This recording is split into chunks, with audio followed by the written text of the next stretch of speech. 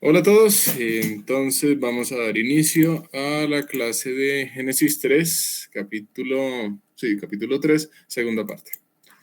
Y habíamos quedado en Génesis capítulo 3, versículo 8, ¿cierto? Bueno, entonces Génesis 3, 8. Ya habíamos visto que el ser humano quedó muerto, quedó separado de Dios a raíz del pecado que cometió. Entonces ya vamos a ver cuál fue la consecuencia de ese pecado, o bueno, qué hizo el hombre como consecuencia de ese pecado del ser humano, y ante todo qué fue lo que hizo Dios, porque siempre debemos tener en mente que el centro de cualquier pasaje de la escritura es Dios. Entonces, Génesis 3:8. Liliana, por favor, para que leas este pasaje. Sí. Y oyeron la voz, y oyeron la voz de Jehová Dios que se paseaba en el huerto, al aire del día. Y el hombre y su mujer se escondieron de la presencia de Jehová Dios entre los árboles del huerto. Bien, gracias. Vamos a empezar con esta pregunta. Si Dios es omnipresente, cosa que ya vimos, de forma reiterada en varios pasajes, entre esos en el Salmo 139, si Dios es omnipresente, ¿cómo así que se paseaba? Génesis 3:8. Es una pregunta, pues, bastante válida. Y es más, si Dios es omnipresente, ¿cómo así que el hombre y su mujer se escondieron de la presencia de Jehová Dios entre los árboles del huerto? Uno no se puede esconder del que está en todo lugar, ¿cierto? Pues esa sería como la primera cuestión que nos empieza como a rayar en la cabeza. Podemos seguir. ¿Se puede alguien esconder de la presencia de Dios? Pues dado que Dios es omnipresente, no es posible esconderse de la presencia de Dios. Entonces, ¿cómo así? Porque dice el salmista, ¿a dónde huiré de tu espíritu? ¿A dónde? ¿A dónde podrá esconderse de la presencia? ¿A dónde huiré de tu presencia?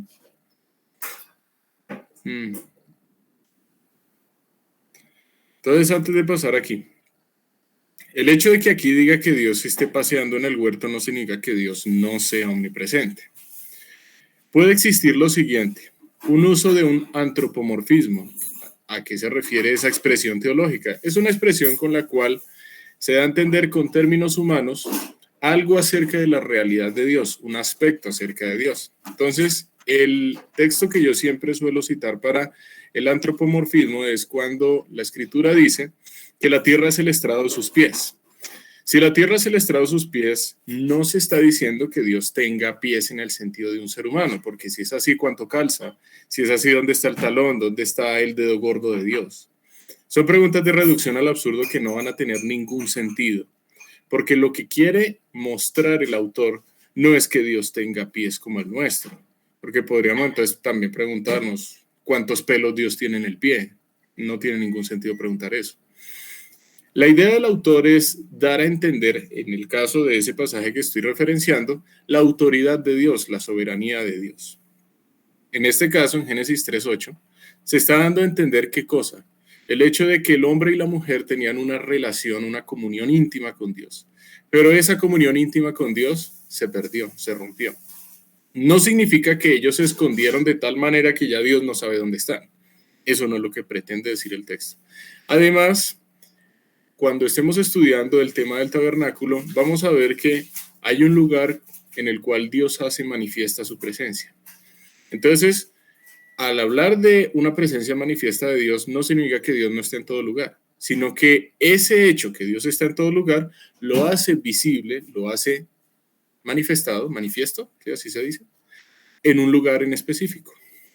Entonces, ¿qué hacen el hombre y su mujer? Se esconden de la presencia de Jehová Dios entre los árboles del huerto. ¿Qué merecen tanto el hombre como la mujer después de haber comido? Pues la respuesta es, al comer merecen la muerte. Dios dijo, el día que de él comieres ciertamente morirás, y ya vimos que ellos comieron. Entonces, ¿qué merecen ellos? Permanecer en ese estado de muerte, porque vimos que ya la muerte Dios la ejecutó. Génesis 3:7 dice que fueron abiertos los ojos de ambos y conocieron que estaban desnudos. Eso es una muestra del hecho de que pues ya llegó el conocimiento del bien y del mal a su ser y por lo tanto ya están muertos. Entonces, merecen permanecer en ese estado. Ellos no merecen ser rescatados de ese estado. Es muy importante mencionar eso. Así que cuando el hombre peca, el hombre no merece más que permanecer en el estado de separación de Dios. ¿Pueden el hombre y la mujer arreglar este problema de estar muertos? ¿O es que puede hacer un muerto? La respuesta es un no rotundo. El hombre y la mujer no pueden arreglar este problema. A menos de que Dios intervenga en la historia y haga algo especial, el hombre y la mujer merecen permanecer como están. Entonces, aquí hay una ilustración bastante curiosa. Están el hombre y la mujer con sus delantales de hojas de higuera. Las hojas de higuera siempre son como grandecitas, no son pequeñas, sino grandecitas. El hecho es este. Cuando vamos a encontrar una ilustración de lo que dice la Escritura, pues muchas veces nos vamos a encontrar con el hecho de que hay ciertas suposiciones por parte de la persona que hizo la ilustración. Entonces, según lo que dice la Escritura, ¿qué podemos concluir que es bíblico en la ilustración y que no es bíblico en la ilustración? Podríamos decir que es bíblico el hecho de que el hombre y la mujer están vestidos con delantales de higuera, pero ninguna parte de la Escritura nos dice que el hombre y la mujer se escondieron juntos. Ahí no dice que se han escondido juntos, pudieron estar aparte. Entonces, si bien es un detalle como, no, pues sí, pero eso que tiene que ver, es simplemente un ejercicio de lectura crítica a la hora de estudiar qué es lo que dicen las Escrituras. Las Escrituras no nos dicen que ellos se hubiesen escondido juntos. Dice que se escondieron, pero no dice juntos. Entonces, bueno, pues aquí hay un asunto fundamental a estudiar y es, si ya están muertos, ¿hay algo que un muerto pueda hacer para remediar esto? ¿Hay algo que una hoja separada del árbol pueda hacer para regresar al árbol? La respuesta es no. El único que puede obrar es el Dios Todopoderoso y Soberano, pero no el ser humano. ¿En qué consiste entonces la solución que tiene, digamos, el ser humano, bueno, que requiere el ser humano al problema que ya adquirió por la desobediencia a Dios? Uno, es necesario quitar el pecado. Porque si el pecado se encuentra en el ser humano, pues no hay manera en la cual el ser humano pueda acercarse al Dios Santo. El hecho de que Dios sea santo implica que no va a tener una comunión con el ser humano pecador. Pero no es únicamente suficiente quitar el pecado, porque cuando ellos cometen un pecado, el pecado los mata. Si el pecado es quitado, pues los va a dejar muertos. El segundo aspecto fundamental es que esos que están muertos, a los que se les debe quitar el pecado, sean tales que vuelvan a estar vivos. Es decir, hay que vencer la muerte. Hay que vencer la separación que tiene el ser humano con Dios. Y eso es algo que solamente Dios puede hacer. Así que tenemos que esperar a ver qué nos dice el texto bíblico. Porque si Dios no actúa, el ser humano va a quedarse en esta condición, separado, muerto. Génesis 3:9. Frank, por favor, entonces para que leas este pasaje.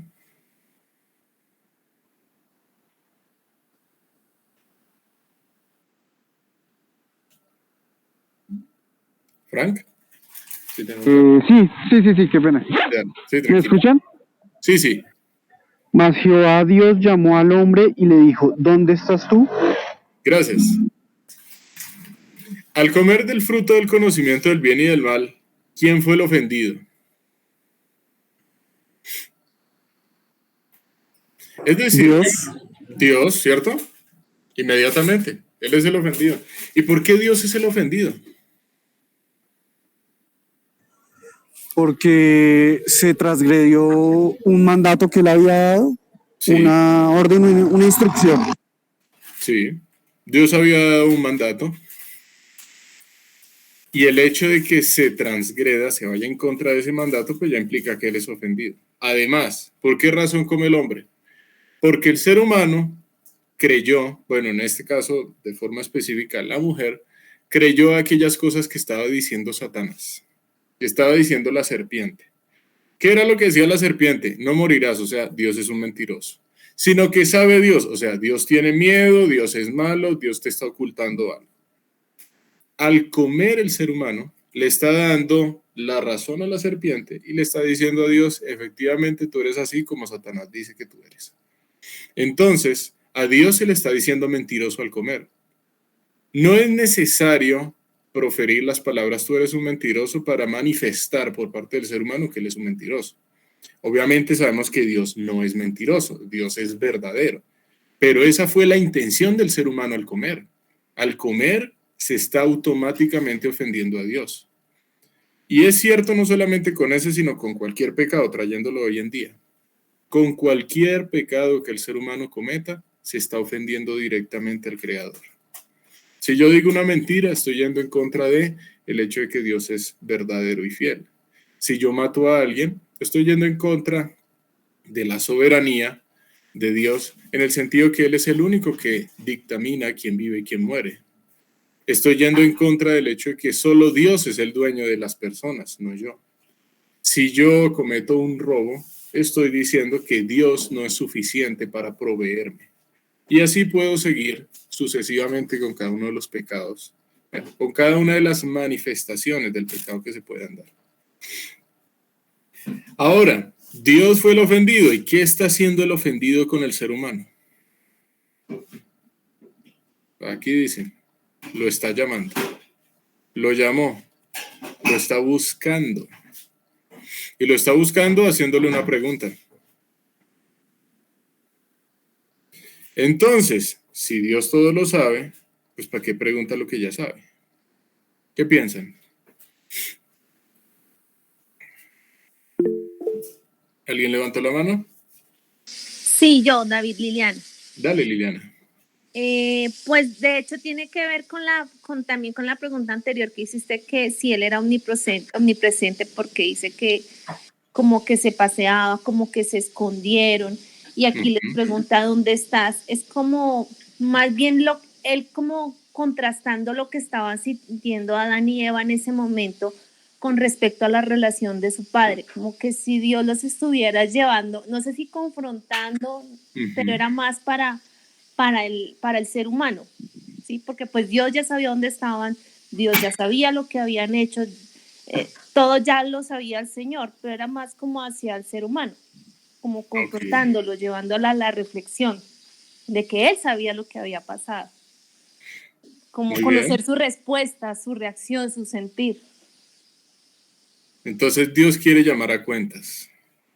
Dios quiere confrontar al ser humano y Dios quiere que el ser humano manifieste lo que tiene. Muy bien. No significa que Dios no sepa, Dios todo lo sabe. Cuando encontremos en las escrituras a Dios haciendo una pregunta, es porque esa pregunta está enfocada en producir algo en el ser humano. ¿Alguien más levantó la mano? Sí, yo, Nidia. Hola, Nidia. Buenos días, tardes ya. Sí. Sí, pienso que también es ese corazón de padre o esa esencia de padre donde se baja al nivel y al idioma del hijo para maniobrar o para dejar o aprenda el hijo a maniobrar y sea responsable, sí, y responda en su idioma. No lo está llevando a que venga, yo soy Dios, entonces responda como yo Dios, sino que se baja a la altura del hombre para decirle en su idioma, dígame qué pasó. Sí, algo así pienso. Ok. Pregunta, ¿Dios está juzgando al hombre? Pues la respuesta es que ya Dios ejecutó la sentencia. La sentencia es, el día que él comiere ciertamente morirás. Ya el hombre está muerto, recordemos. Así que estas preguntas no están enfocadas en la ejecución de una sentencia. Ya la sentencia está llevada a cabo. ¿Listo? En este caso, las preguntas tienen la intención que ustedes han mencionado. Confrontar al hombre para mostrarle algo que todavía no hemos visto. Pero Génesis 3:9 nos muestra a Dios realizando la primera pregunta de una serie que vamos a ver más adelante de preguntas enfocadas en algo que Dios va a hacer. Esa es la parte fundamental. Entonces, si Dios ya ejecutó la muerte, ¿qué propósito tiene que el ofendido busque al ofensor?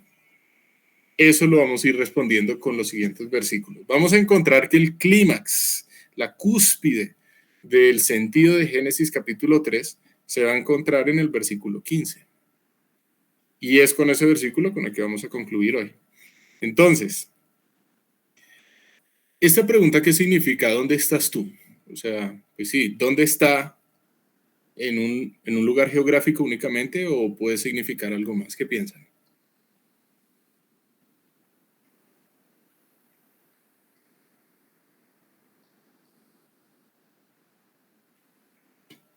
Bueno, entonces, ¿dónde estás tú? Pues es una pregunta literal, ¿en qué lugar del huerto estás? Pero tiene la intención no solamente de preguntar en qué lugar estás, sino de llevar al ser humano a algo relacionado con esa comunión rota entre el ser humano y Dios. Así que sé dónde estás tú, tiene la intención también de mostrarle al ser humano que va a haber algo que va a ser Dios para remediar este asunto. Vamos a ver en qué consiste ese algo maravilloso, maravilloso. Nos vamos a gozar con ese versículo. Entonces, ya, ¿qué significa la pregunta? Siguiente, ¿por qué la pregunta no dice ¿dónde están ustedes? Dios está tomando al varón de manera singular. Pero ¿por qué no dice más Jehová Dios llamó a la pareja y les dijo ¿dónde están ustedes?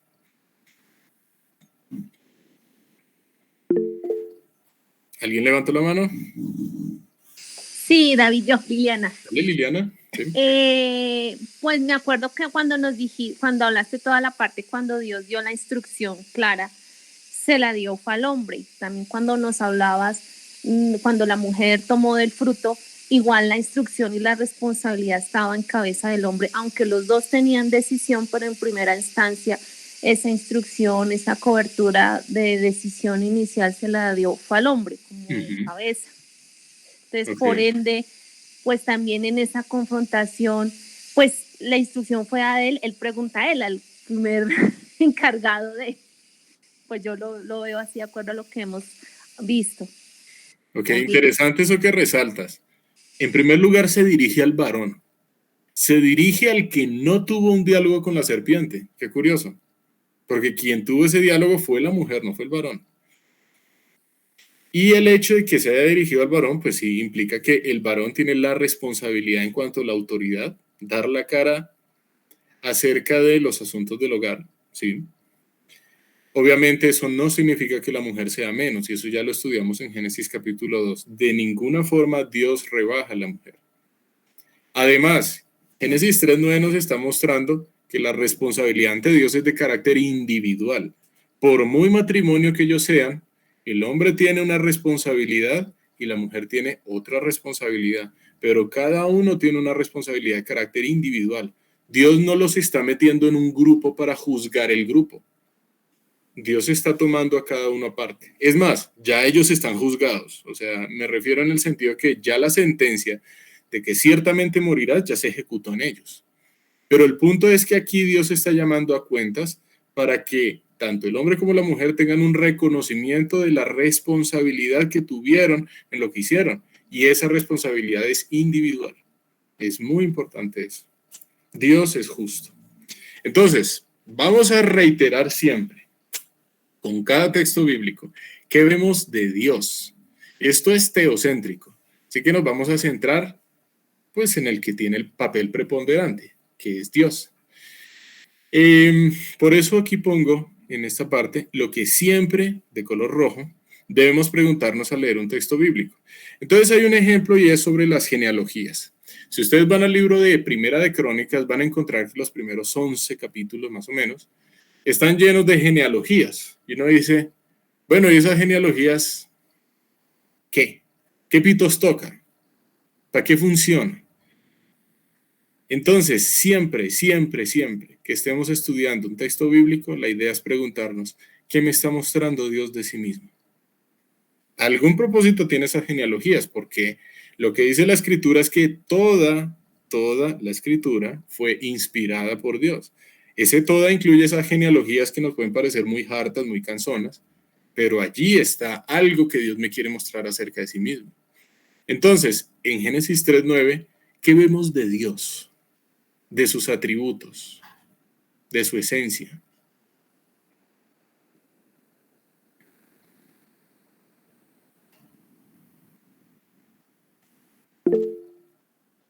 ¿Quién levantó la mano? Ay, yo, David. Dale, sigue, Liliana. Es que, bueno, cuando, pues no sé qué versión esa que pusiste ahí de ese versículo, pero, Yo siempre uso versión Reina Valera, pero solamente por lo famosa que es. Pero si tú tienes otra, es bienvenida. no, Cualquier no, versión. no, no, Sí. es que me acordé lo que ahorita dijo Nidia, que pues como ese acercamiento como el padre, y esa pregunta ahí donde dice, pues primero que lo que tú dijiste lo llamo, pero esa pregunta donde dice, ¿dónde estás tú? Ajá. A pesar de que el hombre ahí ya está muerto, y lo Sí. que tú dijiste de que pues ya está en su condición de muerto, o sea, separado de Dios. Pero en esa pregunta, ¿dónde estás tú? Veo el amor del Padre Ok. en esa pregunta. Y pues me caí en cuenta con lo que Nidia compartió también. Muy Ve, cierto. veo ese carácter de buscar pues a los suyos, a sus amados. ¿Dónde estás tú? O sea, no lo veo como lejos, como ¿qué hizo? ¿Sí? ¿Dónde Ujú. cogió ¿Dónde estás tú? Ese amor del Padre, veo como esa parte del carácter de Dios. Ese carácter bondadoso y amoroso de Dios. Sí, Ujú, sí. de acuerdo. Porque es muy cierto con lo que tú dices. Dios hubiera sido justo en ejecutar la muerte y dejar al hombre a su suerte. ¿Para qué está buscando Dios al hombre si ya ejecutó la muerte? Ya, Dios ejecutó justicia, Dios es justo y punto. Dios no estaba obligado, y eso es fundamental. Dios nunca estuvo obligado en buscar al hombre y darle una solución. Si Dios lo hace, es por su benevolencia, es por su buena voluntad para con el hombre, pero no es por mérito del hombre. El hombre, como lo dijimos antes, el hombre merece es quedarse en ese estado de muerte, de separación frente a Dios. Ese es el mérito. Que la palabra merecer viene del término mérito. ¿Y el mérito cuál es? Ninguno, haber pecado. Entonces, Dios está haciendo esto es por amor, no por obligación. Importante. Versículos 10 y 11, Génesis 3. Nidia, por favor, para que leas el versículo 10 y el 11. Y él respondió, oí tu voz en el huerto y tuve miedo, porque estaba desnudo, y me escondí. Y Dios le dijo, ¿quién te enseñó que estabas desnudo? ¿Has comido del árbol que yo te mandé no comieses? Ok, gracias, Nidia. Bueno, entonces, la pregunta ¿cuál es? ¿Dónde estás? ¿Cuál debe ser la respuesta? En medio de los árboles del huerto, ¿no? Pero el varón coge y responde, oí tu voz en el huerto y tuve miedo porque estaba desnudo y me escondí. ¿Respondió el varón la pregunta de Dios?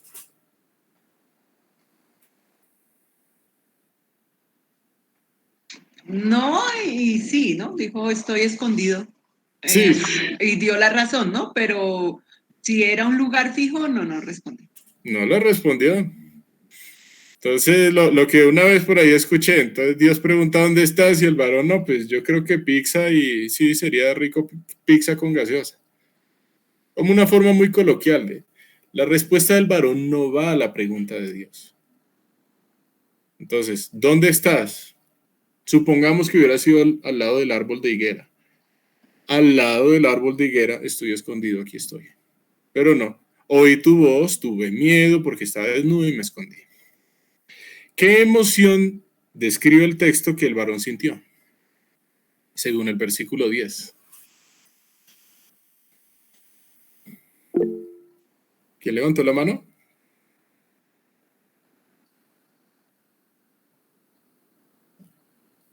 Hola. No, no sé quién levantó la mano. Yamile, Ah, dale, Yamile. tuvo miedo, dice que tuvo miedo Muy porque bien, tuvo estaba miedo. desnudo. Ujú. Y ahí, pues tú también respondiste la siguiente, porque estaba desnudo. Pero entonces aquí hay algo extraño. ¿No estaban ellos desnudos en Génesis 2? Entonces, ¿por qué allá estando desnudos no tenían miedo ni vergüenza y ahora, estando igual, tienen miedo? Habiendo estado igual, ahora sí tienen miedo. O sea, la raíz del miedo está en la desnudez. Creo que la raíz del miedo está en que conocieron, hay una conciencia, entró una conciencia del Estado, y donde dice, y se abrieron sus ojos. Creo que ahí es donde está el antes y el después. conciencia. Sí.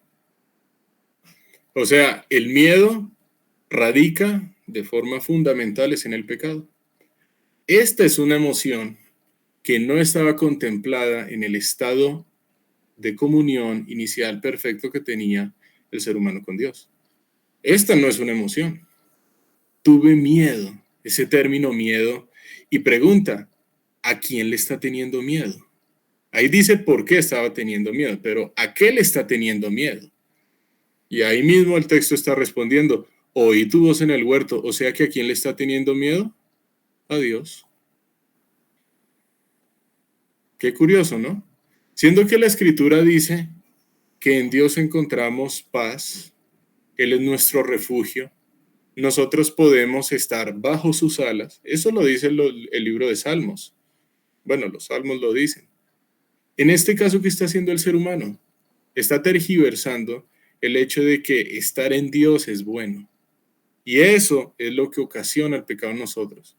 Distorsionar el concepto correcto de Dios para llevarlo a un punto en el que se afirma lo que Dios no es.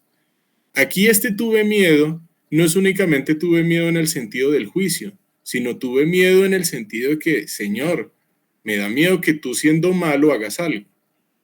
Reitero, Dios no es malo, Dios es infinitamente bondadoso, pero el punto es que lo que estaba creyendo el ser humano acerca de Dios es que él era malo. ¿Por qué razón? Porque creyó a la voz de la serpiente y la serpiente le está diciendo, vea, Dios es un mentiroso, que tiene miedo, que es malo, etc. Entonces, este miedo corresponde a una visión distorsionada de lo que es Dios. ¿Está mal tenerle miedo a Dios? La respuesta es no. Porque por allá dice en un texto, a Él sea vuestro temor y Él sea vuestro miedo. Y miedo en el sentido de temor reverente, entendiendo que Él es el todopoderoso, el soberano, el dueño, el juez. No está mal tener miedo en ese sentido, pero sí está mal tener miedo en el sentido de que alguien le tema a Dios porque crea que Dios es malo. Eso sí está mal. Entonces, continuemos. ¿De quién se escondió? Y lo quiero poner como entre comillas, aunque ahí no aparezca entre comillas. ¿De quién se escondió? ¿Puede alguien esconderse de Dios? Y frente a ello, quiero que leamos este pasaje. Entonces voy a pedirle el favor a Ketty. ¿Estás ahí? Sí, señor. Sí, entonces para que leas Jeremías 23-24, que está en la parte más abajo de la diapositiva. ¿Se ocultará alguno? Dice Jehová. Perdón. Sí, tranquilo. Ay, ya. ¿Se ocultará alguno? Dice Jehová. En escondrijos que yo no vea, no lo vea. No lleno yo, dice Jehová, el cielo y la tierra. Listo, gracias. A ver, Jeremías 23-24 dice, nadie se puede esconder de Dios. Es más, aún si cogiera una sonda interplanetaria y me fuera a Plutón, yo qué sé, la sonda Horizons, algo así, y me voy a Plutón, pues aquí dice Dios que Él llena el cielo, entiéndase hoy en día como término de universo, y la tierra. Así que si yo me voy a cualquier lado del universo, si yo pudiera irme, allá va a estar Dios. A cualquier lugar de la tierra donde yo vaya, allá va a estar Dios. Cualquier lugar del universo está en Dios, porque Dios es más grande que su creación. Entonces el punto es, aquí se nos está mostrando que nadie se puede esconder de Dios. Si nadie se puede esconder de Dios, ¿cómo así que el varón dice en el versículo 10 que y me escondí? Pareciera una contradicción, ¿no? ¿Qué piensan?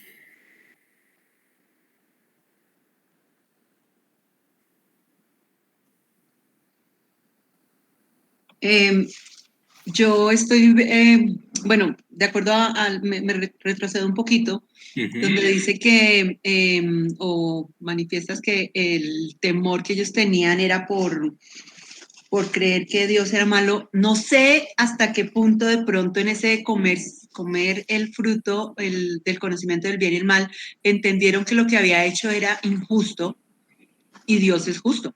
Entender lo que significaba masticar despacio, lo que significaba esa injusticia, como cuando un niño, vuelvo al punto, entendiendo que ellos eran una creación niña,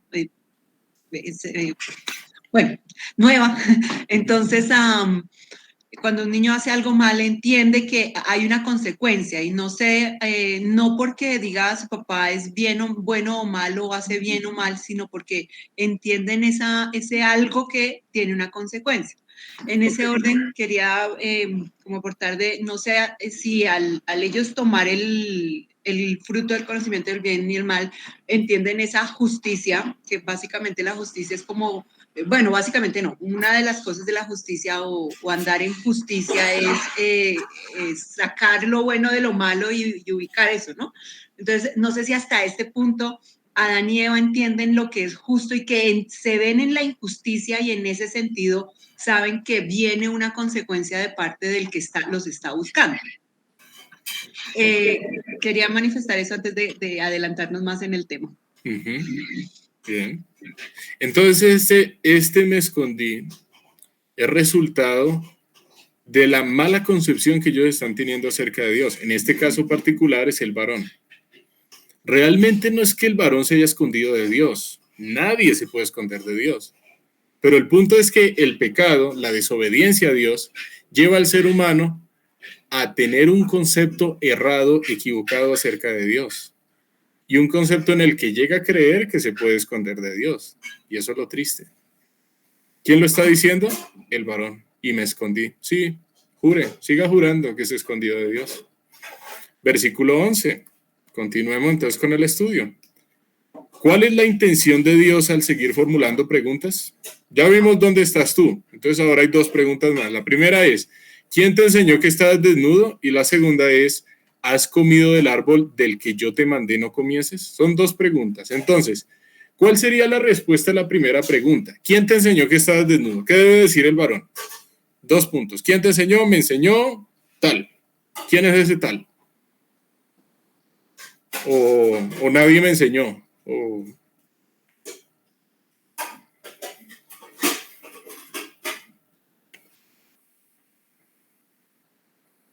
Esa pregunta no es fácil, ¿no? Esa pregunta que hizo Dios. ¿Quién te enseñó que estabas desnudo? ¿Será que hubo alguien que les enseñó?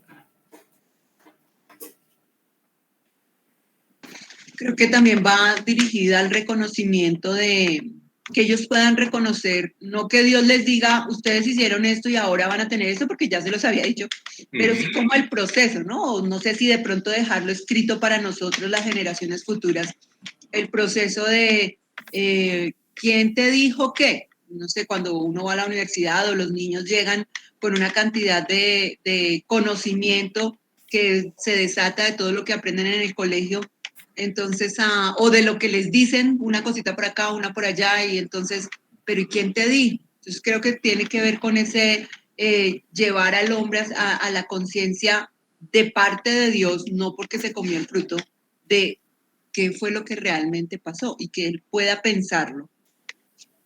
Ok. Dios quiere llevar al hombre a reflexionar en cuanto a lo que hizo y aceptar su responsabilidad. Entonces, ¿quién te enseñó? ¿Quién sería? ¿Alguien le enseñó? ¿O fue algo que el ser humano aprendió como consecuencia del pecado que cometió? Porque ahí dice que fueron abiertos, me devuelvo al versículo 7, entonces fueron abiertos los ojos de ambos y conocieron que estaban desnudos. Dice que alguien les enseñó. No, Pues ese término de consecuencia de... no muestra, sino que es una consecuencia de la desobediencia. Pero la idea es que Dios está llevando es al ser humano a ese reconocimiento. Es a ese, lo puedo decir de esta manera, estar de acuerdo con lo que Dios dice. Al estar de acuerdo con lo que Dios dice, a través de preguntas. ¿Es para ejecutar la sentencia? Reiteramos, no, porque ya fue ejecutada la muerte. Ya el ser humano está muerto. No es que de pronto no vaya a estar muerto. No, dice Génesis 2:17, el día que de él comieres ciertamente morirás. Ya el ser humano está muerto. Así que estas preguntas tienen una intención distinta. Segunda pregunta, ¿has comido del árbol del que yo te mandé que no comieses? Del que yo te mandé no comieses. Pues la respuesta es un sí. ¿Qué más se puede decir? Sí, comí. Entonces, vamos a ver qué dice el hombre a esas dos preguntas, ¿no? Voy a pedirle a Yamile para que lea el versículo 12. Sí, señor. Versículo 12. El hombre contestó, la mujer que tú me diste fue quien me dio del fruto y yo lo comí. O sea, no dijo sí. Exactamente. ¿Respondió el varón las preguntas?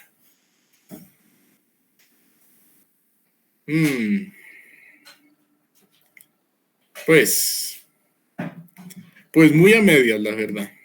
Muy, pero muy a medias. La primera pregunta de, pues, ¿quién le enseñó que estaba desnudo? No la respondió de ninguna forma. Y la segunda pregunta la respondió, pero de una manera muy amañada. Ahora, ¿es verdad lo que dijo el hombre? Porque nosotros vimos que cuando el varón comió, él estaba al lado de su mujer, estudiamos el término hebreo imaj, que significa estar con, pero en un sentido de asociación, no simplemente estar en un sentido espacial, sino que el varón de cierta manera estuvo presente en ese diálogo que hubo entre la mujer y Satanás, pero de forma pasiva. No dijo absolutamente nada, se quedó callado. Entonces, ¿es verdad lo que dijo el hombre? Que la mujer le dio, bueno, que le dio por compañera, le dio el árbol y él comió. ¿Eso es cierto? Yo creería que él estaba ahí y él aceptó también Ok. lo que le estaban diciendo. Entonces es cierto lo que dice. Y pues sí. Aquí lo que está diciendo el varón es verdad. Sin embargo, ¿cuál es la intención de eso que está diciendo? Porque ahí Echarle la culpa al otro. ¿Cómo?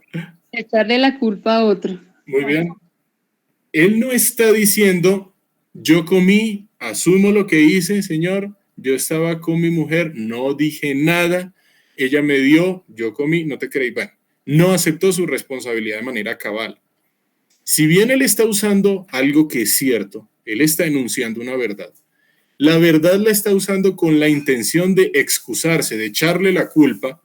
Ni siquiera es a la mujer, porque dice la mujer que me diste por compañera. O sea que el verdadero culpable eres tú. Sí, yo comí, pero aquí yo no soy el culpable del todo. Aquí pues tú también tienes que ver. Es bastante triste y bastante diabólico lo que está diciendo, porque está usando una verdad para excusarse e insinuar algo acerca de Dios. Que Dios en cierta medida es responsable de lo que él hizo. Y no, el responsable que es el varón. Le está echando la culpa a la mujer y también le está echando la culpa por sobre todo esto a Dios. ¿Hace mención el varón de la serpiente? No. No. Ninguna, ¿cierto?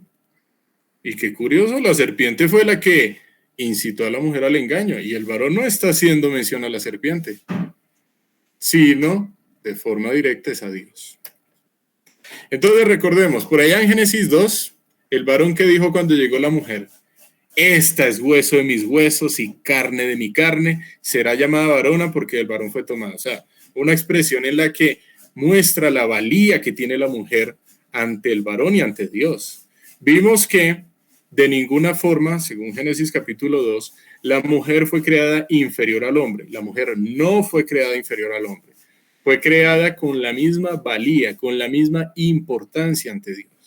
Que Dios estableció un orden de autoridad en el matrimonio, eso es un asunto distinto a pensar que el hombre es dueño de la mujer, cosa que es falsa, o que tiene menos valor que la mujer. Entonces vimos que hasta en el mismo texto hebreo se observa que para Dios la mujer es igualmente importante que el varón. Entonces el varón dice, hueso de mis huesos y carne de mi carne. Tiene el mismo aliento de vida que yo tengo, tiene las mismas facultades que yo tengo. Ahora, ¿qué encontramos? La mujer que me diste. Es una expresión en la que ya ese amor entrañable nos está mostrando. Aquí podemos ver que el pecado también trajo un inconveniente no solo para el hombre, sino para la relación matrimonial. Esa relación matrimonial ya no es igual. Se ve afectada por el pecado. Y eso es algo que no solamente vemos allá, se ve hoy en día. El pecado afecta no solamente a la persona que lo comete, sino a las relaciones de esa persona, pues en este caso sería con su cónyuge o con las personas que lo rodean, ya sea de su familia, ya sea compañeros de trabajo, etc. Entonces, es triste ver hasta dónde el pecado puede tener repercusiones. Entonces, aquí está el ejemplo. Y Adán está señalando a la mujer, pero en últimas está señalando a Dios. ¿Está admitiendo Adán su responsabilidad por lo que hizo? No. No. Él dice que la admite, pero la admite excusándose en la mujer y en Dios. O sea que realmente eso no se puede hablar de un admitir la responsabilidad. Vamos entonces a ver qué pasa con la mujer. Entonces, Génesis 3:13. Voy a pedirle el favor a Luisa para que lea este pasaje. Dice, Sí. entonces Jehová Dios dijo a la mujer, ¿qué es lo que has hecho? Y dijo la mujer, la serpiente me engañó y comí. Listo, gracias Luisa. Con gusto. Viene esta pregunta. ¿Por qué, al igual que con el varón, Dios se acerca a la mujer a hacerle una pregunta? ¿Por qué no simplemente dejó a la mujer sin preguntas? ¿Por qué ahora le pregunta a la mujer? Porque tiene que asumir también su responsabilidad. Exactamente. Porque la mujer también es creada a imagen y semejanza de Dios. O sea que la mujer también tiene responsabilidad. Porque Dios también valora a la mujer. Y por eso también se acerca a ella, pero de forma individual. Y esto es una muestra de cuán justo es Dios, que trata a cada persona de forma, valga la redundancia, personal, no de forma colectiva. Es fundamental tener esto en mente. ¿Cuál es la pregunta que Dios le hizo a la mujer? ¿Qué es lo que has hecho? Fíjense que la pregunta es diferente a las preguntas que le hizo Dios al varón. El juicio no, digamos, sí, la serie de preguntas que Dios le está haciendo a la mujer son distintas, porque la mujer es distinta al varón, el varón es distinto a la mujer, si bien ambos tienen la misma valía y la misma importancia ante Dios. Entonces, ¿qué es lo que has hecho?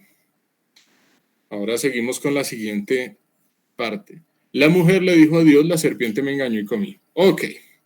Entonces, analicemos la respuesta de la mujer y hagamos como una especie de cuadro comparativo entre la respuesta del varón y la respuesta de la mujer.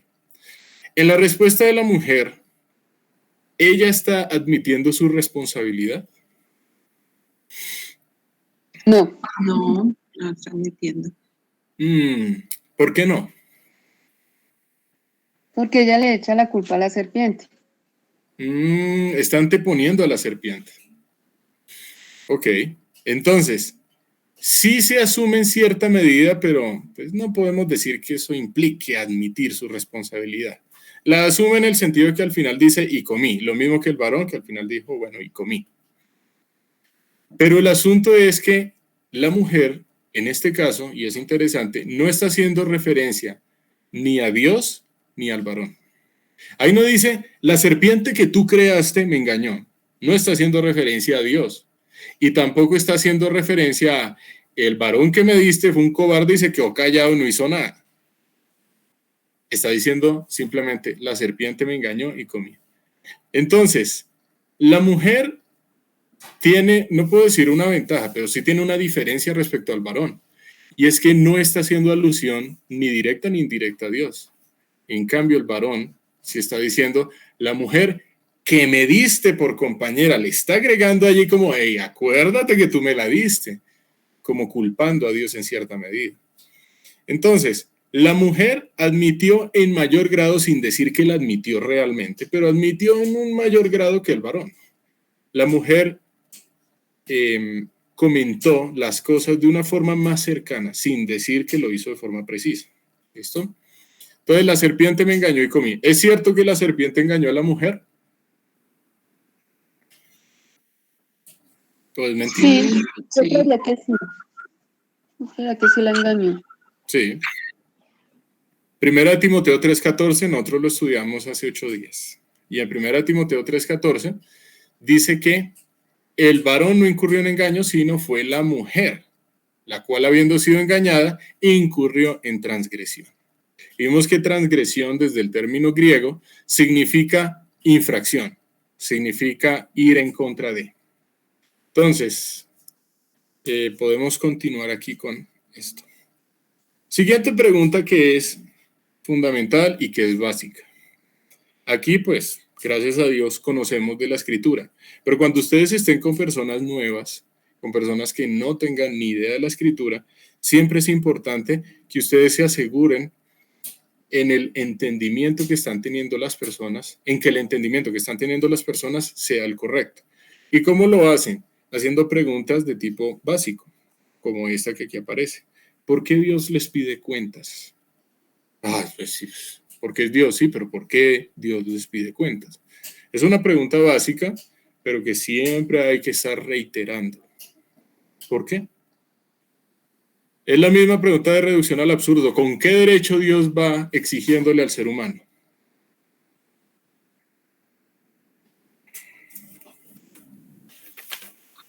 Creería que porque inicialmente les dio una instrucción y sobre esa instrucción, bueno, pues porque, bueno, parto del hecho de que es el dueño, que es, dio las normas y pues la única norma que tenían era no hagan esto y lo hicieron, entonces es pedirles cuentas. Ahora, pienso que también el pedirles cuentas no es necesariamente porque hacen algo malo, sino pues porque él es el dueño de lo que mandó a administrar el hombre, entonces pues que está en todo su derecho de pedir cuentas. En todo su derecho. Nunca debemos perder de vista los atributos de Dios a la hora de analizar cualquier texto. Desde Génesis 1:1 vimos que Dios es el soberano. Nadie le ordena, sino que es Dios quien ordena. En segunda instancia, Dios es el rey absoluto de todo lo que existe. Sea que la criatura le crea o no, no importa. Dios es el rey absoluto. Y como rey tiene toda la autoridad para exigir lo que quiera a lo que desee de su creación. Dios puede pedirle cuentas a lo que quiera. Entonces, es importante siempre tener eso en mente. Dios le puede pedir cuentas hasta el diablo, y el diablo tiene que rendirle cuentas. Ya vimos quién es el diablo, simplemente un ser que incurrió en rebelión y que aquí se le llama la serpiente, teniendo presente lo que dice Apocalipsis capítulo 12, versículo 9, que dice que la serpiente antigua, el diablo y Satanás. Entonces, Dios pide cuentas por todo aquello que Dios es, soberano, rey, dueño. Entonces, aquí tenemos la segunda parte. Está la mujer señalando a la serpiente.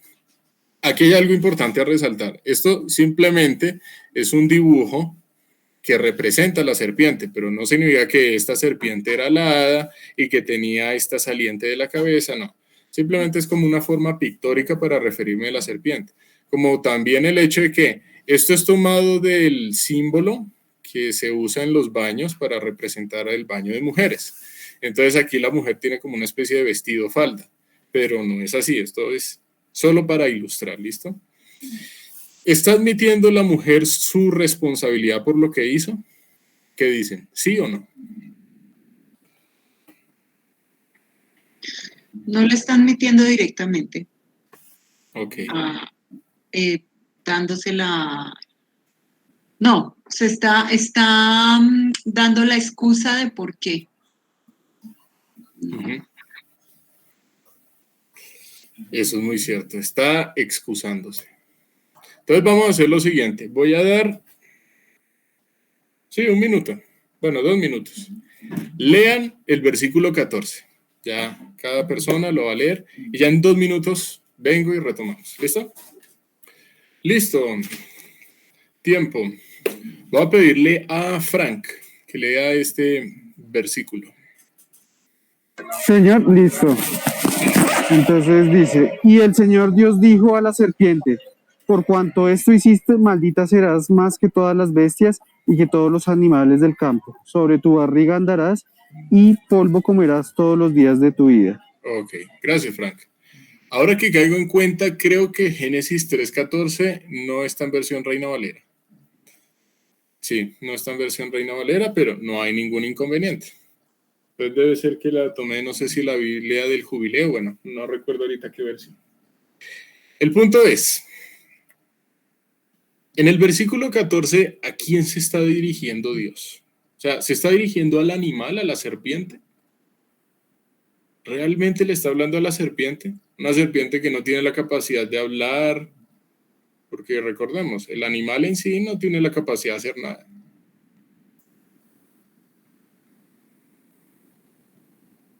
¿Mm? Pues uno diría que la serpiente, porque pues está hablando de los animales. Ok, entonces uno podría decir, pues sí, la serpiente. ¿Qué piensan? David, pues qué bueno que llegamos aquí a esta parte porque yo siempre he tenido esa duda, porque cuando uno dice a la serpiente, realmente uno sabe que no era la serpiente, de hecho lo hablábamos cuando pasamos contigo por esa parte, pues realmente era Satanás, ¿sí? Ujú.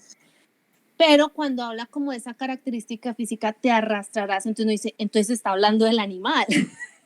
Entonces veo como, pues, siempre he tenido esa inquietud ahí como esas dos partes, tanto quién es realmente el que habló Ujú. y luego esa característica propia, sí, de un animal.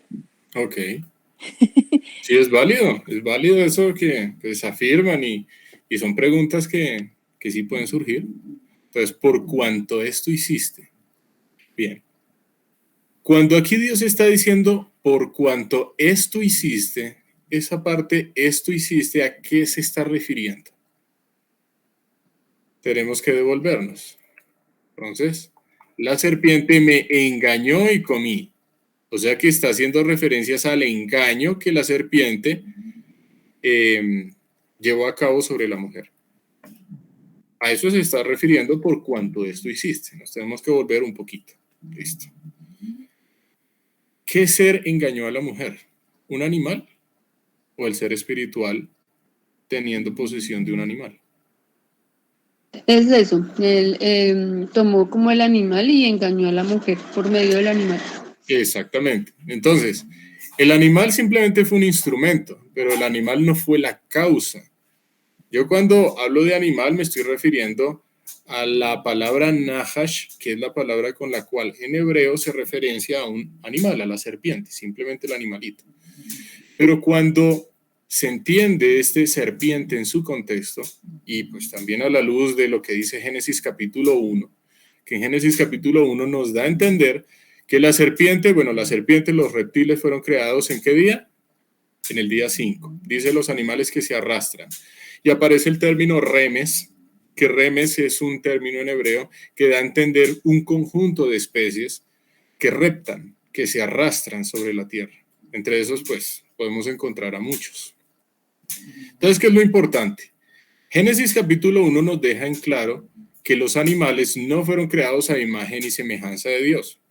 Pero, pues, lo que a mí siempre me gusta mencionar, aunque no hayan sido creados a imagen y semejanza de Dios, reflejan al Creador, no en el sentido de el reflejo que puede tener el ser humano, pero sí en el sentido de que son criaturas, y si son criaturas de Dios, son valiosas.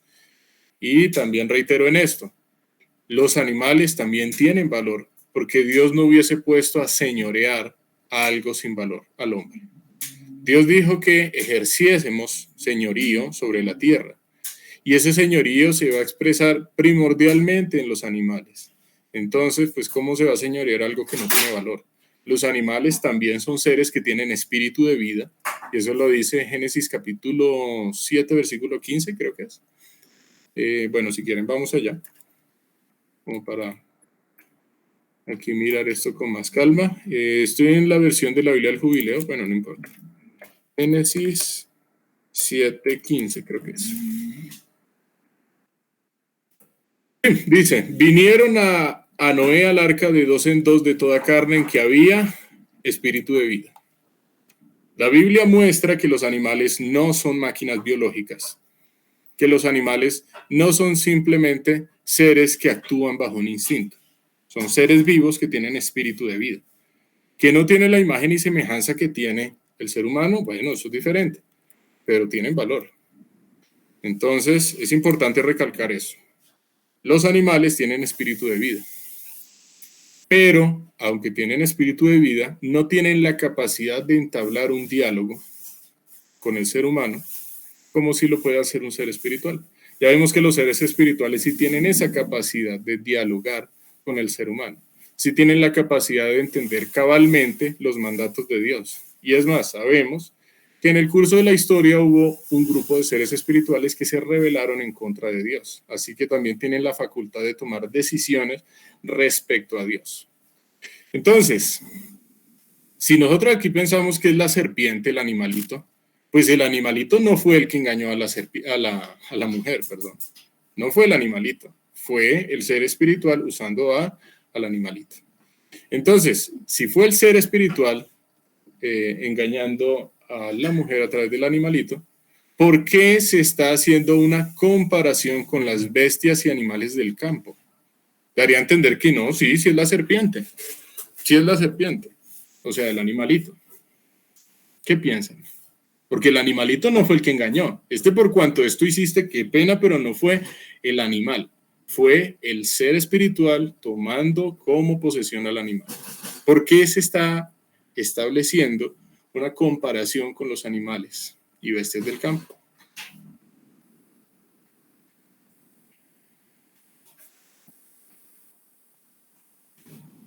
Ahí hay algo también que me llama la atención y es, maldita serás más que todas las bestias, es la primera vez que lo ubico y es, maldita serás más que todas las bestias, no sé, las bestias son malditas, o sea, porque sí, y luego dice, y que todos los animales del campo, entonces, ese es como si, qué triste, o sea, las bestias de entrada son malditas, no, diría, no, pues porque son, o sí, no sé. No sé, pero maldita serás más que todas las bestias y que todos los animales del campo. Entonces, es como si las bestias tuvieran un estatus y ella estuviera muy por debajo o ese ser estuviera muy por debajo de lo que son estas bestias y estos animales. Sin querer decir que ella misma es una bestia o un animal. Muy bien. O ese ser, ¿no? Aquí se nos está mostrando que las bestias y animales del campo ya están en un estado de maldición, porque aparece una forma comparativa de este término maldita. Maldita serás más que, ya hay una comparación. Es decir, existe un grado de maldición sobre estos animales. ¿Pero por qué existe un grado de maldición?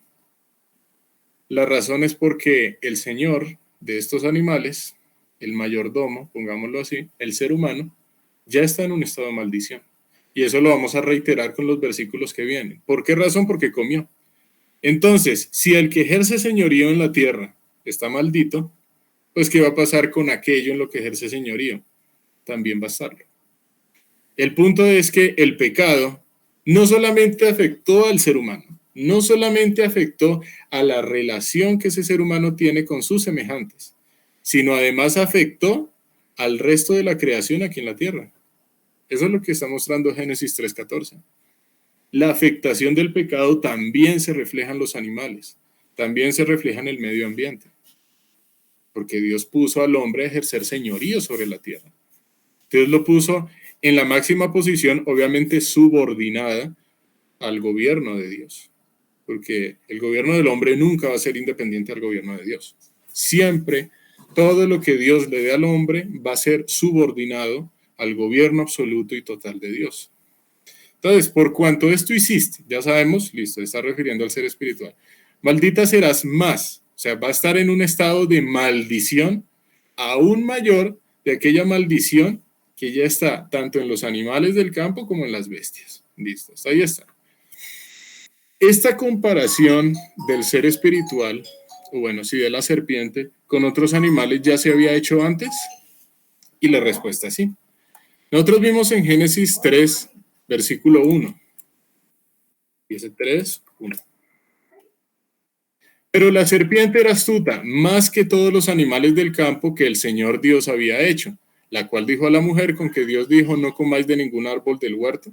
Entonces aquí sí se está también estableciendo una comparación entre la serpiente y los animales del campo que el Señor Dios había hecho. Entonces, bueno, eso es importante, ver que dicha comparación no aparece por primera vez en el versículo 14, sino en Génesis 3:1. ¿Y por qué razón nos causó tanta como curiosidad el hecho de que la serpiente estuviera hablando?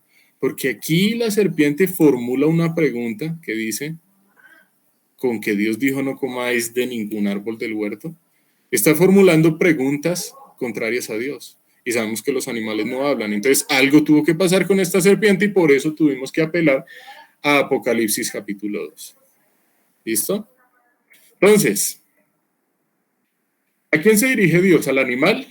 Se está dirigiendo realmente al ser espiritual que se encuentra en el animal. Esta pregunta es muy interesante. ¿Qué no hizo Dios esta vez con el ser espiritual? A diferencia de los dos casos anteriores, me refiero al hombre y a la mujer. Cuando Dios se acercó al hombre y cuando se acercó a la mujer, ¿qué fue lo que hizo? ¿Qué llevó a cabo Dios? Entabló una conversación. Sí, ¿a través de qué? Muy bien. Y a través de preguntas. Dios le hizo preguntas. Aquí en el versículo 14 no hay preguntas que Dios le esté haciendo a la serpiente. Ahí no está diciendo, y el Señor Dios le preguntó a la serpiente, oye, ¿por qué te pusiste a engañar a la mujer? No hay preguntas. Simplemente Dios está profiriendo un juicio sobre este ser. Es lo que está mostrando. Entonces, muy curioso. Ahora, ¿por qué Dios no le hace preguntas a la serpiente? Ya es una pregunta de mayor calibre y tendríamos que apelar a otros textos para responderla. Entonces vamos a dejar esa pregunta de lado porque se sabe los propósitos de este curso. El hecho es que no le hizo preguntas. Y al no hacerle preguntas, está estableciendo una comparación entre su estado y el estado de maldición de los otros animales. Y después, aquí se nos dice, sobre tu barriga andarás y polvo comerás todos los días de tu vida. Entonces, esa palabra barriga o pecho, como aparece en la versión Reina Valera, sí, ya estoy seguro que está en Reina Valera, esta creo que, sí, esta es otra versión, no recuerdo cuál es, pero bueno. La expresión barriga es gejoneja, lo pronuncio en hebreo para que ustedes vayan y corroboren, lo pueden hacer en logos o en las herramientas que ustedes quieran, gejoneja, que puede ser traducido como vientre. Sobre tu vientre andarás y polvo comerás todos los días de tu vida.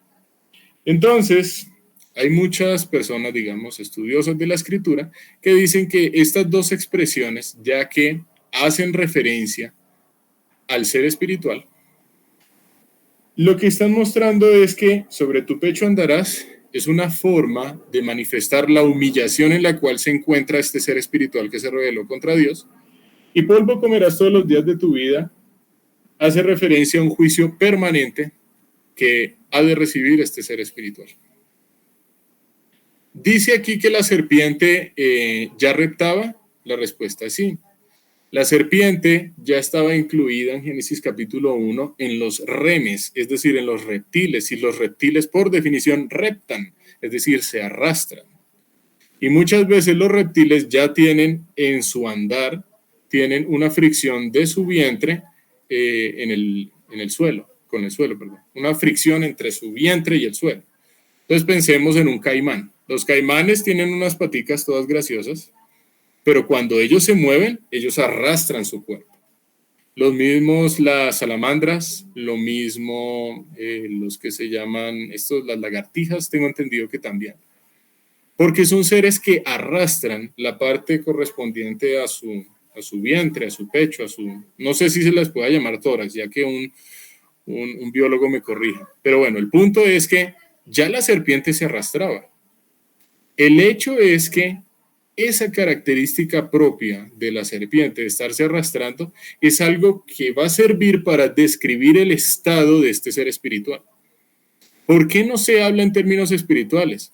Porque lo que estaban viendo, tanto el varón como la mujer, era una serpiente. Entonces Dios está usando un elemento en el reino animal para dar a entender el estado en el cual quedó este ser. Es importante mencionarlo. ¿Por qué me baso en esto? Porque si le estuviera hablando a la serpiente, al animalito, en primer lugar no sería justo por parte de Dios. El animalito no hizo absolutamente nada. El animalito no puede engañar a la mujer. Quien engañó a la mujer fue el ser espiritual tomando a ese animal, que eso es algo distinto. Entonces, ¿es claro la exposición de este versículo o hay preguntas?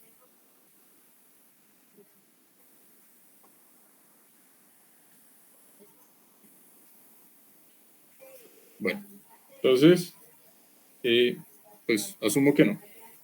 ¿Por qué quiero dejar este tema bien listo? Porque vamos a ir a lo que llamo el tuétano, mejor dicho, a la parte, o sea, esto va a ser casi que llorar. Y no lo digo de forma sarcástica, sino de forma literal. Génesis 3:15 es la esperanza que se le muestra por primera vez al ser humano. Una esperanza centrada en Dios mismo. Entonces, hasta este momento, ¿qué vemos de Dios? ¿Qué concluimos acerca de Dios? Dios se acerca al ser humano a través de preguntas, ¿cierto? Sin que el ser humano lo merezca. El ser humano no tuvo mérito alguno para que Dios se acercara al ser humano, porque ya Dios ejecutó la muerte sobre el ser humano. ¿Y qué está haciendo Dios? Lo está buscando para que el ser humano acepte su responsabilidad. Y aceptando su responsabilidad, Dios le va a presentar algo hermoso en el siguiente versículo. Hermoso. ¿Qué vemos de Dios?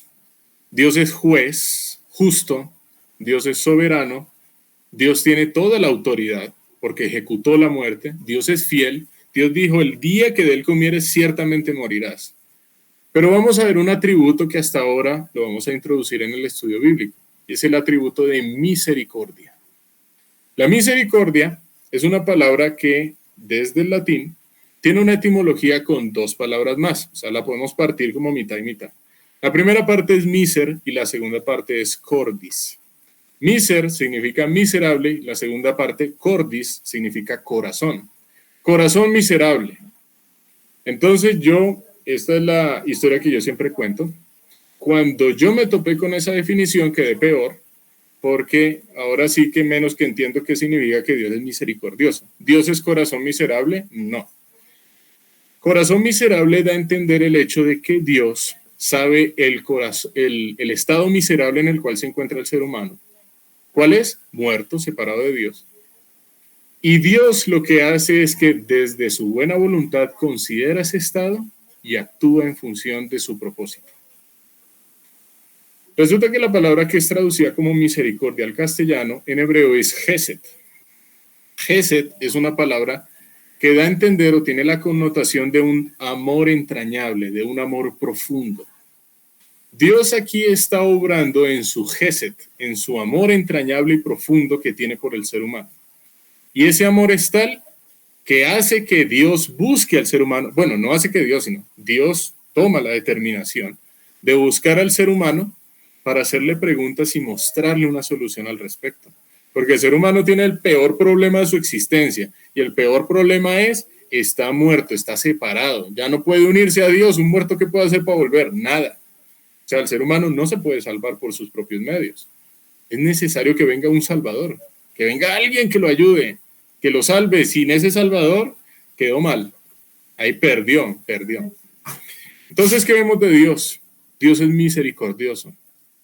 Dios tiene ese amor entrañable, ese amor profundo con el cual obra a favor de su propósito y ese a favor de su propósito siempre va a beneficiar al ser humano. Génesis 3:15. Génesis 3:15 en teología se le suele llamar con dos palabras.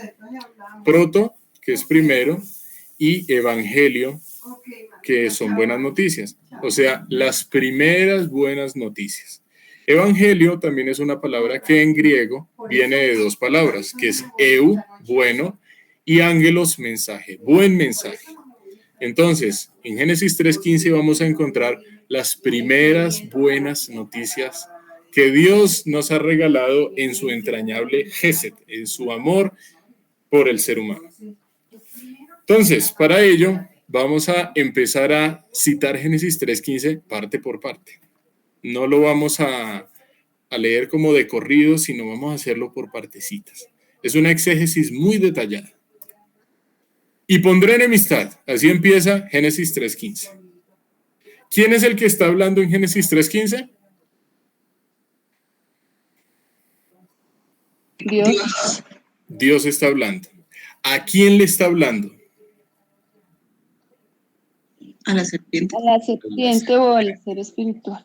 Al ser espiritual, está hablando. Es a este ser espiritual. Qué interesante que estas primeras noticias aparecen en algo que Dios le dijo a este ser espiritual, no le está hablando al hombre. Entonces, y pondré enemistad. Pregunta básica, ¿Dios pone enemistad?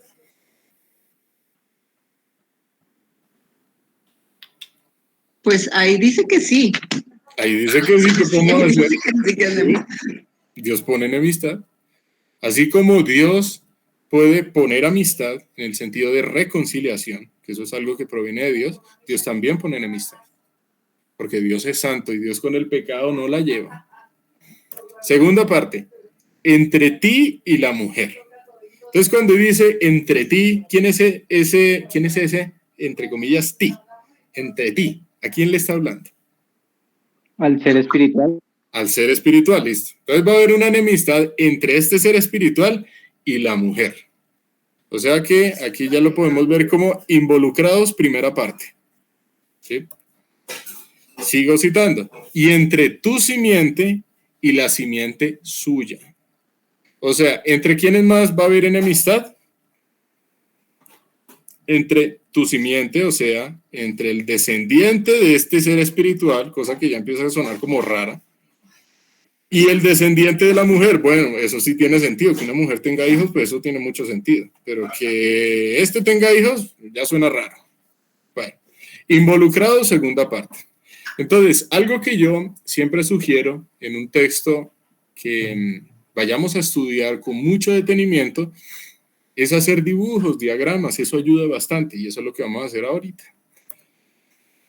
Eivá es la palabra en hebreo que se usa para traducirse al castellano enemistad.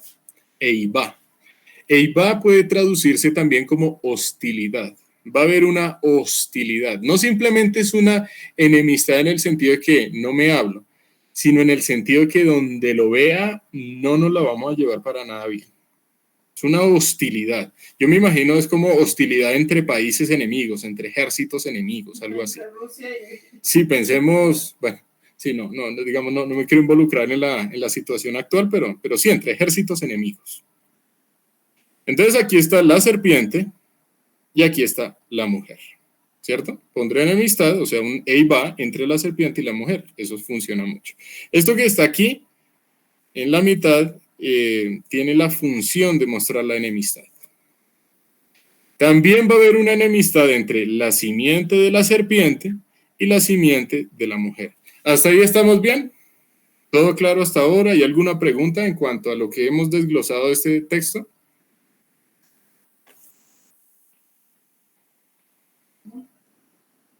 Bien, entonces, asumo que todo está claro. Sí, dale, Nidia. Cuando dice simiente de la serpiente, es decir, los hijos, la descendencia, no me queda claro eso. Ok, y excelente pregunta porque ya vamos para allá. Entonces, cuando dice enemistad, ya sabemos que es eivá. Si quieren tomar nota, pues eso significa hostilidad. Dice, y entre su descendencia. La palabra descendencia viene del hebreo sera, Z-E-R-A, sera. Y sera puede traducirse como prole, hijo, posteridad o semilla. Obviamente, pues ya sabemos que aquí semilla no entra porque no estamos hablando de plantas. Pero sí tiene mucho más sentido hablar de prole, de hijo, de posteridad. Cualquiera de esas tres funciona para traducirse de simiente o descendiente. Por eso ustedes pueden encontrar en otras versiones, y entre tu descendiente y la descendencia de ella. Listo, hasta ahí vamos. ¿Qué más podemos decir? ¿Tiene sentido pensar en la simiente de la mujer? Pues claro que sí, una mujer puede tener hijos. Pero ¿tiene sentido hablar de la simiente de la serpiente? Nosotros vimos que los seres espirituales no se reproducen, y eso fue cuando estudiamos la creación por parte de Dios de los seres espirituales, ¿no? Y vimos que en su contexto da a entender que, claro, no se casan ni se darán en casamiento, pero ese casarse, darse en casamiento, también tiene de forma implícita el hablar acerca de la descendencia, cuando revisamos el contexto en el cual el Señor Jesús le estaba respondiendo a los fariseos, a los saduceos, uno de sus argumentos clásicos para tratar de refutar la existencia de la resurrección. Entonces eso fue lo que estudiamos cuando vimos los seres espirituales. ¿Qué significará entonces la simiente de la serpiente? Ese cuento suena muy raro. Entonces, para aclarar qué es la simiente de la serpiente, vamos a usar un texto en Juan capítulo 8. Vamos a Juan 8, 44. ¿Por qué no puse Juan 8, 44 en las diapositivas? Para no recargar de texto, porque ya tenemos allá un diagrama, entonces pues la idea no es recargar y recargar. Juan 8, 44. Entonces, voy a ver a quién no he llamado para que lea. Si quieres yo lo leo. Sí, sí, José. Listo, dale, José. Muchas gracias. Juan 8. Sí, Juan 8, 44. ¿Qué dice? Dice, pues ustedes son hijos de su padre, el diablo, y les encanta hacer las cosas malvadas que él hace. Él ha sido asesino desde el principio y siempre ha odiado la verdad, porque en él no hay verdad. Cuando miente, actúa de acuerdo con su naturaleza porque es mentiroso y el padre de la mentira. Listo, gracias, José. Aquí, ¿quién está hablando? El Señor Jesús. Y le está hablando a un grupo de personas que vamos a estudiar más adelante quiénes son. Los perushim, los fariseos. Bueno, entre esos. Vamos a estudiar quiénes son esos personajes más adelante, pero recordemos, siempre que yo digo vamos a estudiar quiénes son, el énfasis, ¿quién es? Dios. La idea sí es poder entender cuál es el contexto y todo, este grupo que decía, que pensaba, etcétera, pero el objetivo es siempre llevarlo al carácter de Dios. Entonces está hablando el Señor Jesús, diciéndoles, vosotros de vuestro padre el diablo sois. O sea, el diablo, la serpiente, está apareciendo como el padre de esta gente, ¿no? De este vosotros. Y dice, y los deseos de vuestro padre queréis cumplir. También se nos dice que el diablo es padre de mentira. Ahí aparece referenciado. Entonces nos vamos a devolver un poquito aquí. Cuando hablamos de la simiente de la serpiente, según Juan 8:44, ¿de quiénes se nos habla?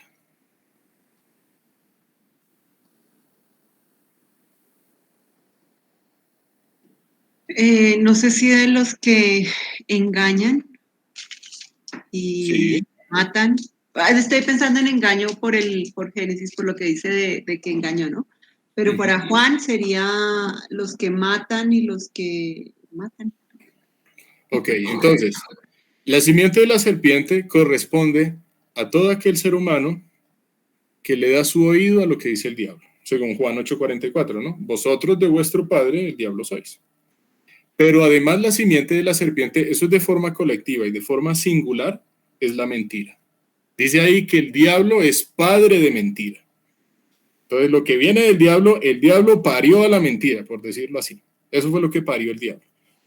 Aquello que va en contra de toda la verdad que es Dios. Por ejemplo, ya en Génesis capítulo 3, Dios dijo, el día que de él comieres ciertamente morirás. ¿Y qué dice el padre de la mentira? ¿Qué es? No van a morir, tranquilo. Pues eso es una mentira, porque el verdadero dijo, el día que de él comieres ciertamente morirás. ¿Qué hacemos? Eso ya lo dijo el verdadero. Así que la simiente de la serpiente es la mentira. También puede interpretarse de forma colectiva. Es que es interesante. Este pasaje en Génesis capítulo 3 puede verse en cuanto a la colectividad, pero también en cuanto a la singularidad. ¿A qué me refiero con eso? En cuanto a la colectividad, la simiente de la serpiente son las personas que prestan su oído a lo que dice la serpiente. En cuanto a algo singular, hace referencias a la mentira. Ahora nos vamos a la mujer. Interesante, en hebreo aparece la expresión Haishah, o sea, la mujer. Ahí no está hablando de las mujeres, no está hablando en plural, está hablando desde forma singular, la mujer. Y se nos dice que va a haber una enemistad entre la simiente de la mujer y la simiente de la serpiente. Sin embargo, hay algo muy importante. Y eso lo vamos a ver más adelantico. La simiente de la mujer está haciendo referencias a un hijo de ella en singular. Cosa que daría a entender que la interpretación más consecuente, teniendo presente que la simiente de la mujer está hablando de un ser en específico, la simiente de la serpiente hace referencias al concepto de la mentira, según Juan 8:44. ¿Listo? Vamos a seguir. Todavía no hemos terminado de leer Génesis 3:15. Esta te herirá en la cabeza. ¿Quién es esta? Génesis 3:15. ¿Quién es esta? La simiente de la mujer. La simiente de la mujer, muy bien. Entonces, la simiente de la mujer va a herir a Satanás aquí en la cabeza. ¿Cómo así que va a herir en la cabeza? Y este es un ser espiritual, ¿no? O sea, Satanás tiene cerebro, cerebelo, tiene lóbulo parietal, frontal, ¿será? No, tiene silla turca o tiene una médula espinal. Recordemos que aquí se está usando una forma en la que, a través de palabras físicas, de palabras que hacen referencia a un sentido físico, se expresa una realidad en el sentido espiritual. Entonces, cuando aquí se habla de cabeza, nosotros sabemos que cuando a una serpiente se le hiere en la cabeza, se le mata. Muchas veces a una serpiente se le puede herir en alguna parte de su cuerpo, pero no se le va a matar. Y muchas veces se puede recuperar de una herida muy grave en su cuerpo. Pero cuando una serpiente se le hiere en la cabeza, se le aniquila. Chao, no hay nada que hacer. Entonces, ¿qué es lo que está haciendo Dios? Está tomando la figura de una serpiente para hablar acerca de la realidad de este ser espiritual. Este ser espiritual va a recibir una herida por parte de la simiente de la mujer, tal que va a producir en este ser espiritual un estado de completa destrucción. Ojo, destrucción no quiere decir aniquilación existencial, no significa que el diablo dejó de existir, ¿no? Destrucción se refiere es al hecho de que aquellas cosas que el diablo hace van a ser deshechas. Y por eso la Escritura dice que él vino para deshacer las obras del diablo, ¿no? Entonces, es importante como aclarar eso porque hay una secta que dice que el diablo no existe y eso va en contravía de muchísimos pasajes de lo que dice la Escritura. Entonces, hasta aquí vamos bien. Esta te herirá en la cabeza y tú le herirás en el calcañar. O sea que, ¿quién es este tú le herirás? ¿A quién le está hablando? ¿A la mujer? No, le está hablando a la serpiente. Ah, la serpiente, sí. Entonces, la simiente de la mujer, va a herir a la serpiente, la simiente de la mujer va a herir a la serpiente en la cabeza y la serpiente va a herir a la simiente de la mujer en el calcañar. Palabra calcañar en hebreo es akeb, que puede traducirse como talón. Talón. Y ya talón nos da a entender una parte del ser humano, ¿no? Del cuerpo del ser humano. Tú le herirás en el talón. Ok. Eso es lo que le va a hacer la serpiente a la simiente de la mujer. Entonces vamos a ilustrarlo así como bien bonito. Ponemos aquí una flecha. Esta flecha roja, como más gruesa, quiere dar a entender el hecho de que la herida que va a producir la simiente de la mujer en la serpiente va a ser tenaz, una cosa de destrucción. ¿Sí? ¿Y qué es lo que va a hacer la serpiente en la simiente de la mujer? Una herida en el talón, una herida de dolor. Y podemos pensar que si la mordedura de una serpiente incluye veneno en esa figura física, entonces pues el veneno puede causar la muerte, ¿no? ¿Qué es lo que quiere decir esto? Pues sí, ya. Desglosamos Génesis 3:15. Ajá. ¿Y qué? Entonces, vamos a estudiar un poquito más acerca de los términos que aparecen en Génesis 3:15. El primer término es la parte que dice que la simiente de la mujer va a herir en la cabeza a la serpiente. Entonces, el término número 1 está relacionado con este término hebreo que aquí aparece a la izquierda, que es shuf. Pero está conjugado de tal manera que en hebreo se dice yeshufeja. O sea, es una forma conjugada de este verbo, de tal manera que yeshufeja va a ser lo que le va a hacer la simiente de la mujer a la serpiente. Yeshufeja puede ser traducido como aplastar, triturar o demoler. Entonces, cuando dice, esta te herirá en la cabeza, está diciendo, esta te aplastará, te triturará, te demolerá la cabeza. Y después dice, y tú le herirás en el calcañar. Este le herirás también tiene relación con el término shuf, pero está conjugado de una forma distinta. Aparece teshufenu. Teshufenu da a entender es una herida de dolor, pero no una herida con la connotación de aplastar, triturar o demoler. Es una herida, sí, pero no tiene esa forma tan enfática de decir, con esta herida ya no se puede hacer más. Eso es lo que va a ocurrir, como una especie de intercambio y de heridas, pero lo que le va a hacer la simiente de la mujer a la serpiente va a ser chao, de aniquilación, no existencial, sino de destrucción, es lo que quiero decir. Y el tercer punto más importante tiene que ver con este término hu en hebreo. Interesante que hu en inglés es quién, pero hu en hebreo es él. Es un pronombre singular masculino. Entonces, como por decir, él estuvo caminando. Cuando yo digo él en hebreo, se dice hu. Resulta que en hebreo, la palabra simiente de la mujer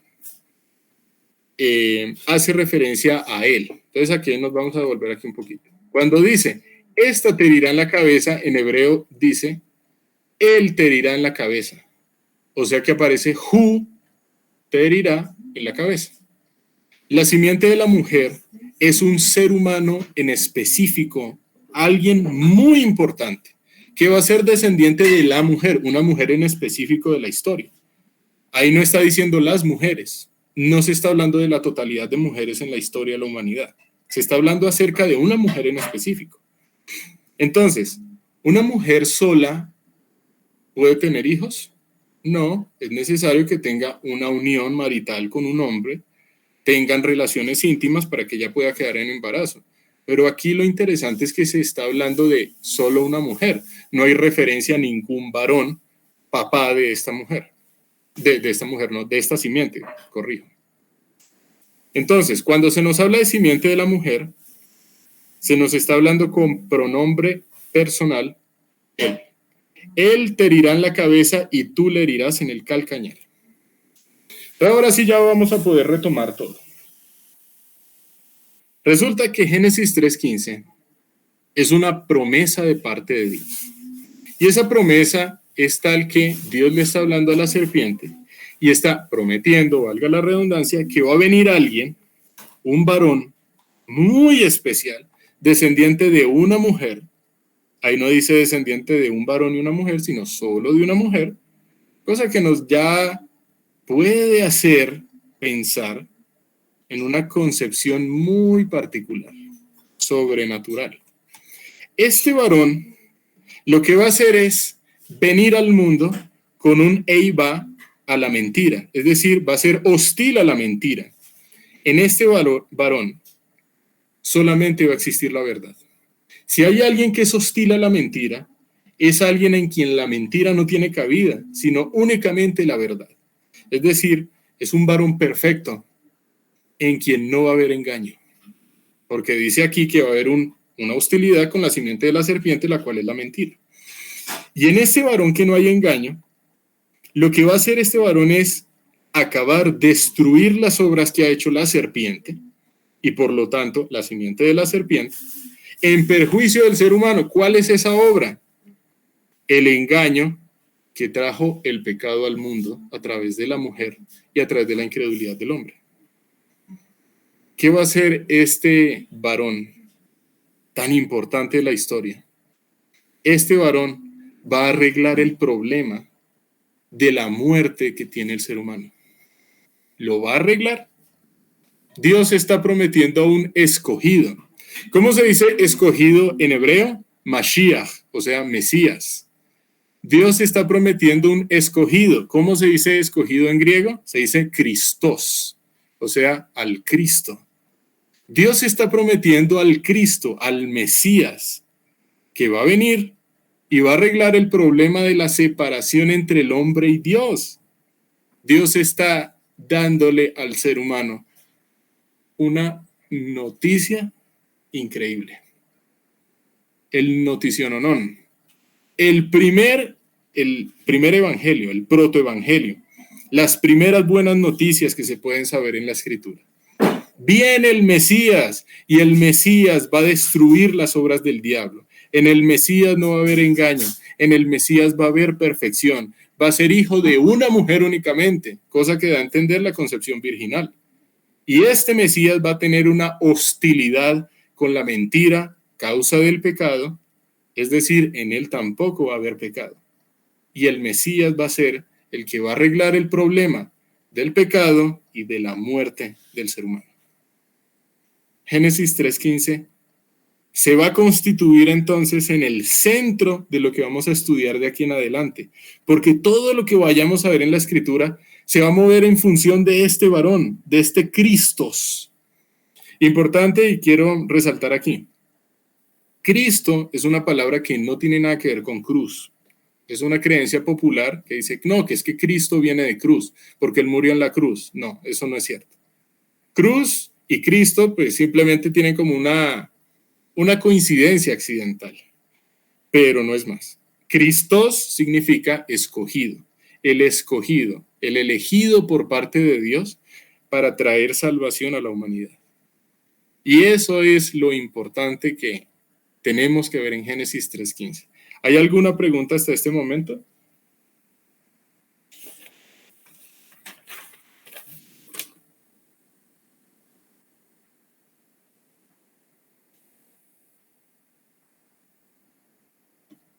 ¿Todo está claro?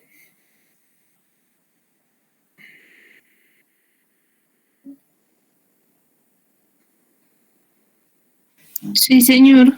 Sí. Bueno. Sí. Entonces, con esto era con lo que quería que culmináramos el día de hoy. Quedaron unos minutos y esos minutos pues van a servir para hacer la presentación de lo que va a haber hoy en la noche. Entonces, pues no sé si Matilde, ¿estás ahí o Gisela? Para que, digamos, para hacer nuevamente la reiteración de la invitación. Bueno, esta noche hay un evento muy importante de alabanza, de adoración, en el Teatrino Barajas, ¿cierto? Barajas. Voy a buscar la información. Entonces, ya les doy la información. Permítanme y ya les digo.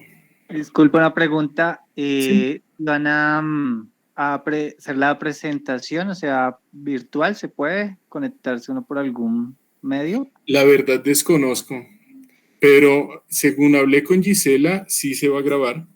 Bueno, hay quienes no vamos a poder asistir, en mi caso es por asuntos laborales, porque por mí, obviamente yo asisto, pero es por asuntos laborales, porque yo tengo que trabajar hoy en horas de la tarde. Entonces, y pues como no alcancé a tener el permiso, pues bueno, de todos modos les hago a ustedes la invitación, asistan si pueden, y si no pueden, sí, a mí Gisela me comentó que va a haber una grabación, entonces ya les doy la dirección, es Carrera 23, número 5440, Teatro Barajas, a las 7 de la noche, y es hoy. Es tiempo de adoración, música y enseñanza por parte del Grupo Estudios Hermenéuticos y Grupo El Faro. Entonces, pues, obviamente están muy invitados. Van a ir varios artistas y, pues, ante todo, es para adorar al que dio esta inmensa promesa de Génesis 3:15. Recordemos, Génesis 3:15 es fundamento. De ahí nos vamos a basar de aquí en adelante. Vamos a hablar acerca del Mesías, del Cristo, del viviente, del que venció el pecado y el que venció la muerte. Recordemos que para que el ser humano pueda volver a Dios es necesario llevar a cabo dos cosas. Uno, quitar el pecado. Este es el Cordero de Dios que quita el pecado del mundo, quitarlo. Dos, vencer la muerte. Y ese vencer la muerte lo vamos a estudiar es en conexión con la resurrección. Que frente a la resurrección hay algo muy importante para mencionar, ya que pues estamos hablando acerca de Génesis 3:15. La resurrección tal como la muestra la Biblia es literal. La resurrección no la describe la Escritura como algo simbólico o algo alegórico. La Escritura muestra que Él resucitó y que estando resucitado comió con los apóstoles, comió con los discípulos, compartió con ellos.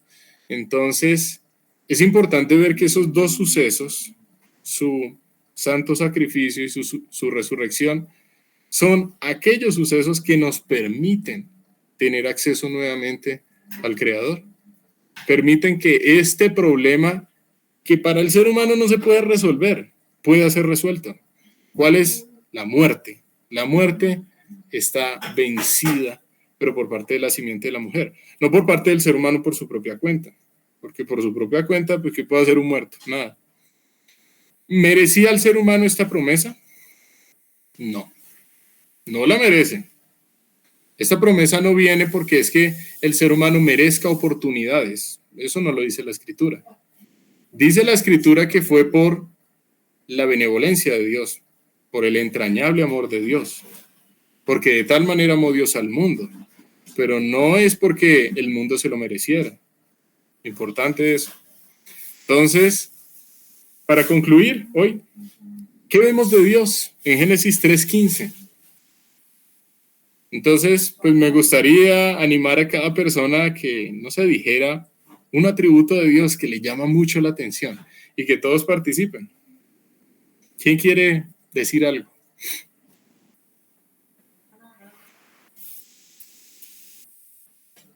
Pues yo digo que definitivamente misericordioso, porque después de esa tremenda embarrada del hombre y la mujer, y aún así siendo Dios el ofendido, buscar a, a sus hijos, bueno, no sé si en este momento sí se lo podría llamar así, hasta ahora lo pienso, pero sí, buscar al hombre y a la mujer, pues me parece que de verdad es una, bueno, no me parece, la verdad sí es así, sí es un acto muy misericordioso por parte de Dios para con la creación.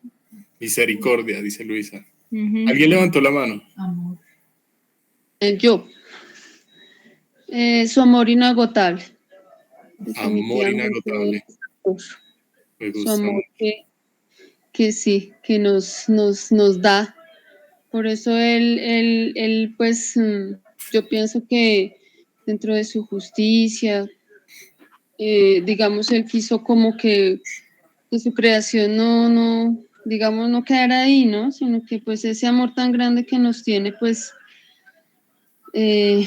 permitió todo esto. Digamos, me refiero, digamos, de que el Señor Jesús llegara aquí a la tierra para poder rescatarnos. Ujú. Ese amor tan grande. Es ese atributo. Amor. El amor. Bien.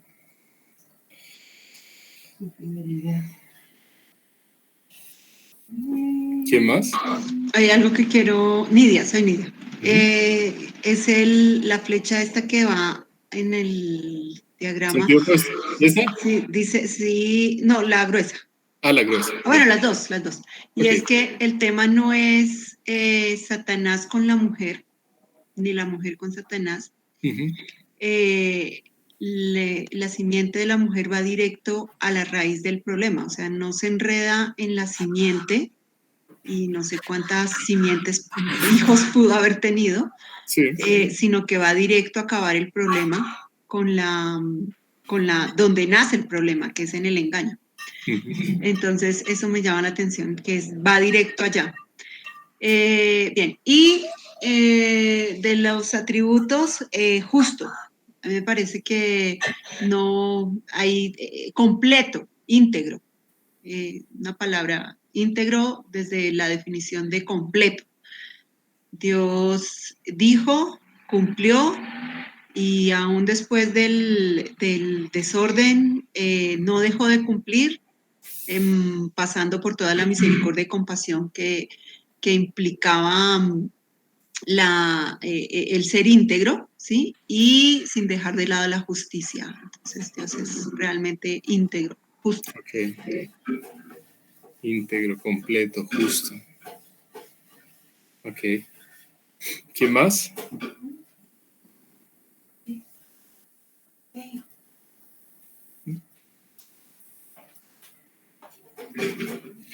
Hay un asunto que tenemos que estudiar más a profundidad.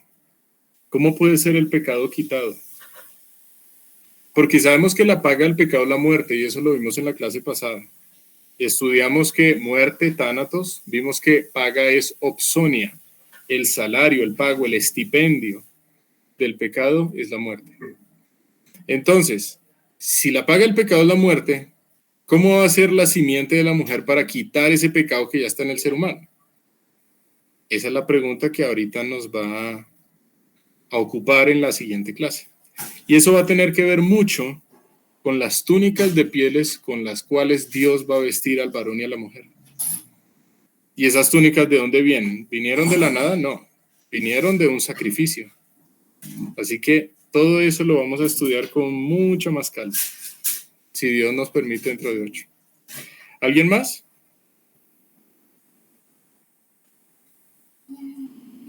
Yo veo lo siguiente. Dios es fiel.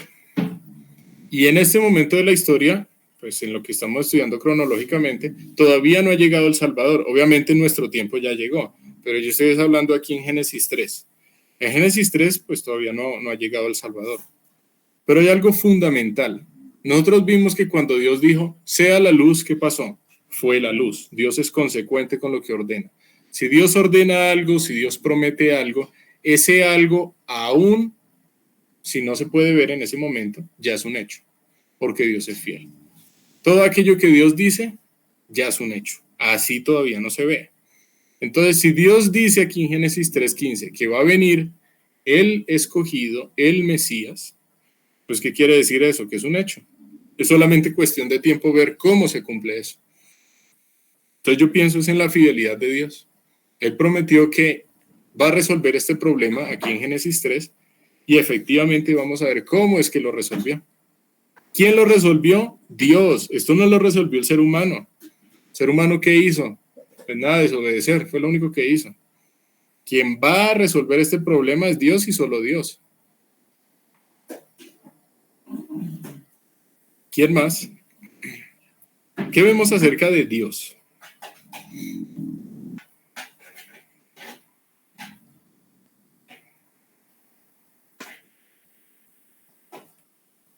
Bueno. Yo quiero decir, Dios es santo. Ok. Dios es santo, no. Sí, Él aparta, y de hecho, desde el principio era algo. El ser humano estaba apartado, y al ser contaminado, pues Dios continúa sobre su santidad, buscando o ya teniendo la solución, pero sin embargo, Él sigue siendo santo. Es una solución que no va a ir en contravía de su santidad. O sea, Dios no va a negociar con el pecado. La simiente de la mujer no vino para entablar una negociación con el pecado. Ahí dice que va a aplastar la cabeza de la serpiente. No dice, no, se va a poner a negociar con la serpiente para ver cómo es el punto en común, cómo se puede lidiar con el pecado, un pedacito. No, Dios es santo. Entonces vamos a ver cómo es completamente consecuente la santidad de Dios con la solución que Dios da. ¿Alguien iba a hablar, cierto? Bueno, entonces, si ya nadie más va a participar, entonces, pues nada. Les deseo que disfruten mucho quienes puedan ir esta noche. Y pues, si el Señor así lo dispone, nos vemos dentro de 8 para terminar Génesis capítulo 3 y empezar a estudiar Caín y Abel. ¿Listo? Entonces, ¿alguien levantó la mano? Sí, John, Nidia, habíamos hablado de, o nos dijo que íbamos a tocar algo de Ezequiel 28. Ah, sí. Lo que ocurrió es que, digamos, ese pasaje no es fundamental, digamos, en la cronología. Nosotros lo podemos revisar más adelante, pero pues dado que en ese día se me presentó un inconveniente justo a mediodía, que fue el sábado después de Semana Santa, no pudimos hacer la clase. Entonces no pudimos hacer la clase. De todos modos, hubo un muy pequeño resumen cuando empezamos a ver Génesis capítulo 3 en cuanto a la serpiente. ¿Quién es la serpiente? Porque en Ezequiel 28, digamos que hay un asunto de interpretación teológica en el que se afirma que ciertas personas aseguran que se está hablando únicamente de Adán, otras personas acerca de Satanás, otras personas tienen una interpretación múltiple, es decir, que se está hablando tanto del rey de Tiro como de Adán como de Satanás. Entonces la idea era contrastar esos diferentes puntos de vista y ver cómo la interpretación con respecto a Satanás nos daría como una perspectiva un poco más amplia de qué fue lo que ocurrió en su rebelión. Nos daría, pero básicamente es en eso, no es un tema fundamental en el desarrollo de la cronología. Entonces, si lo de Ezequiel 28 lo podemos retomar más adelante.